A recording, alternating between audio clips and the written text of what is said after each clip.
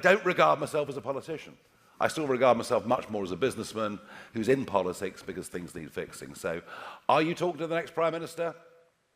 I think so, yes. But the fact is that in 18 months' time, this violent criminal, somebody with 17 convictions in Sweden, in 18 months' time, he will be in this country.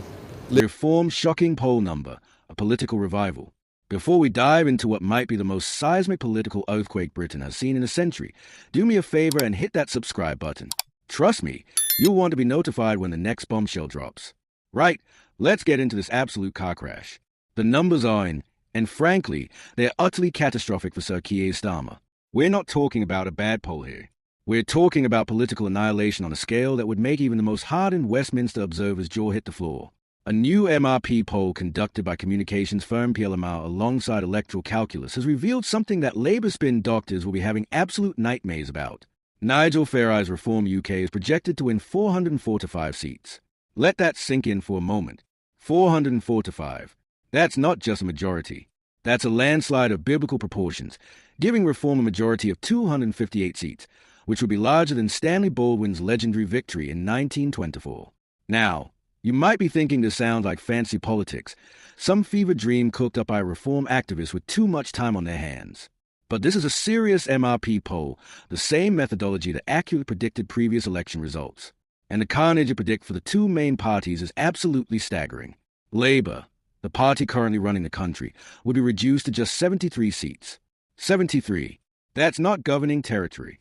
That's barely opposition territory. That's electoral oblivion with a capital O.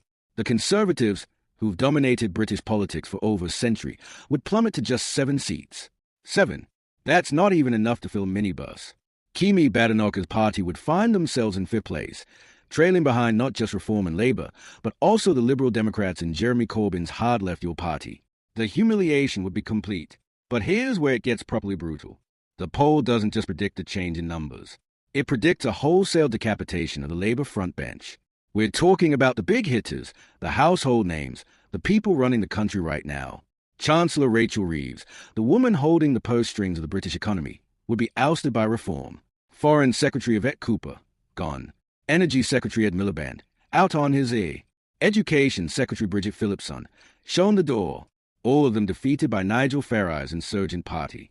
And it doesn't stop there. Home Secretary Shabana Mahmood and Health Secretary Wes Streeting, two of Labour's rising stars, wouldn't even lose to Reform.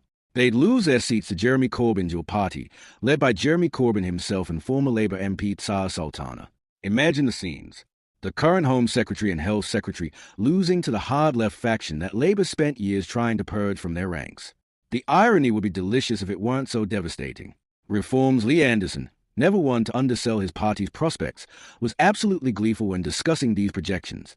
He pointed out that Reform would return an oath-shattering majority of 258, larger than Baldwin's legendary landslide in 1924. That's not just making history. That's rewriting it entirely. Anderson also took particular pleasure in noting that this poll, along with recent YouGov polling, completely kills the so-called Keir bounce narrative. You know, that story the media had been peddling about how Keir Badenoch's leadership would revitalize the Conservative Party and bring voters flooding back.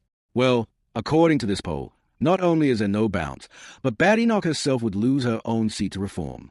In her constituency, Reform would take 34% compared to Conservatives' 25%. The leader of the Conservative Party, turfed out of Parliament by the very party she's supposed to be competing against. You genuinely couldn't write this stuff. The Conservative casualties read like a who's who of the party's recent history. Robert Jenrick, the man who came within a whisker of winning the leadership contest, would lose his seat to Reform. Suella Braverman, the darling of the Tory right, gone. Rishi Sunak, the former Prime Minister who only left office months ago, defeated. Even IDs, Ian Duncan Smith, the former party leader and veteran of countless political battles, would lose to Reform. It's a complete and utter wipeout of the Conservative establishment. The party that gave us Churchill, Thatcher, and Cameron will be reduced to a rump of 7 MPs, behind even Jeremy Corbyn's Socialist Collective. Now, both Labour and the Conservatives have been banking on their recent party conferences to give them a boost in the polls. Labour's conference in Liverpool was meant to showcase them as a government in command, delivering on their promises and setting out a vision for Britain's future. The Conservative conference was Kimi Badenoch's chance to make a mark as a new leader, to differentiate herself from the Sunak era, and to start the long road back to electability. Badenoch even made a sensational pledge to abolish stamp duty if the Conservatives win the next election, a policy designed to appeal to aspirational homeowners and make headlines. And make headlines it did. But apparently, none of it mattered. The British public, according to this poll at least, has made up its mind, and that mind is firmly set on giving Nigel Farage the keys to number 10. So what's driving this extraordinary shift in public opinion? The poll itself provides some crucial insights into voter priorities, and they paint a picture of a country deeply concerned about bread-and-butter economic issues. The economy and the cost of living dominate voter concerns, with 59% of respondents saying it was the most important issue facing the country. That's nearly 6 in 10 voters prioritizing their ability to pay bills, feed their families, and keep a roof over their heads. After years of inflation, stagnant wages, and an ongoing cost of living crisis that has squeezed household budgets to breaking point, it's hardly surprising that voters are focused on their bank balances rather than abstract political promises. Immigration and border control came in second at 4 to 7%, a perennial concern in British politics that has only intensified in recent years. The small boats crossing the channel, the pressure on public services, the sense that successive governments have failed to get a grip on the issue, all of this feeds into voter anxiety. And let's be honest, immigration is Nigel Farage's home turf. It's the issue he's been banging on about for decades, from his UKIP days through Brexit and now with Reform UK.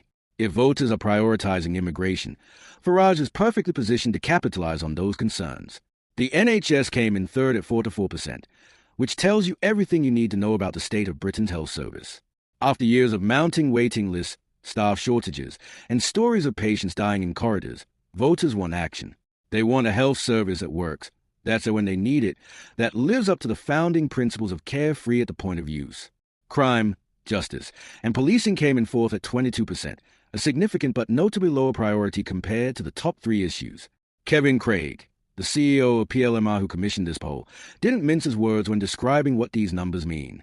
He called it a remarkable fall from grace to the Conservative Party and a stark exposition of where voter priorities lie.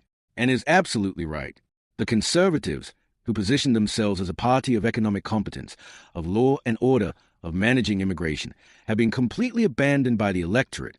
Voters have looked at 14 years of Conservative government and decided they've had enough. But here's a twist. They are not turning to Labour as the alternative. Or at least, according to this poll, not for long. They are turning to Reform UK, a party that didn't even exist in its current form a few years ago. This raises profound questions about the future of British politics. Are we witnessing the death of the two-party system that has dominated Westminster for over a century? Is this the moment when populism finally breaks through in Britain, not just as a protest movement, but as a genuine governing force? Nigel Farage has spent his entire political career on the outside, the insurgent, the disruptor, the man with a pint and the plain-speaking message who could win votes but never quite win power. Brexit was his greatest triumph, but even then, he wasn't the one in Downing Street implementing it. He watched from the sidelines as Theresa May and then Boris Johnson grappled with the consequences of the vote he'd helped to win. But if this poll is even remotely reflective of a future reality, Farage wouldn't be on the sidelines anymore.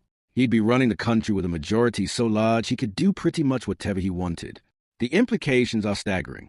A Reform UK government would represent a fundamental break with post-war British political consensus. We're not talking about tinkering around the edges or modest policy adjustments. We're talking about a completely different approach to immigration, to the economy, to Britain's place in the world. Farage has never been a details man. He's a big-picture politician who deals in themes and emotions rather than policy white papers. But with 258 majority, he'd have the mandate and the parliamentary numbers to reshape Britain in his image. What would that look like? Drastically reduced immigration? Certainly. A bonfire of regulations? Probably. A more confrontational relationship with the European Union? Almost definitely. A fundamental rethinking of Britain's relationship with international institutions? Quite possibly. Tax cuts, an assault on what Farage would call the bloated public sector, a culture war fought from the dispatch box rather than the backbenches. For Labour, this poll is nothing short of apocalyptic. They've barely been in government for a few months, and already the public apparently wants them gone. Keir Starmer positioned himself as a sensible alternative, the man who could restore competence to British government after the chaos of the Johnson and Truss years. He ruthlessly purged the Corbyn-era left, repositioned Labour as a centrist party of government, and won a landslide election victory. And now, if this poll is to be believed, he's on course to lose almost everything he gained. The question Labour strategists will be asking themselves in their darkest moments is simple. What on earth went wrong? Was it the honeymoon period that never materialised? The tough decisions that alienated key voter groups? The sense that Labour in government looks worryingly similar to the Conservatives they replaced? Or is it something deeper, a fundamental disconnect between what Labour thinks voters want and what voters actually want?